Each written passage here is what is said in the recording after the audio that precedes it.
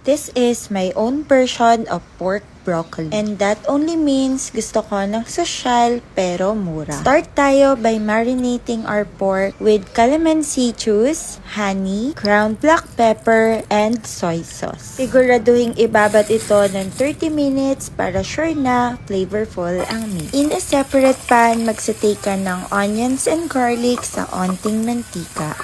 Once brown lobs, lagay mo na yung marinated pork and make it sure na tinanggal mo yung buto ng calamansi dahil magkakos ito ng mapait na lasa sa ating recipe. Isusutay natin yung pork sa high heat para sa unang 5 minutes because we wanna get that crispy and juicy look. I also added 3 tablespoons of water and the marinade sauce. Simmer lang natin ito ng very low heat para ma-ensure naman natin na tender ang meat. I cook mine for approximately 15 minutes. Mag-add din tayo ng cornstarch slurry para ma-achieve natin yung consistency sa regular beef broccoli.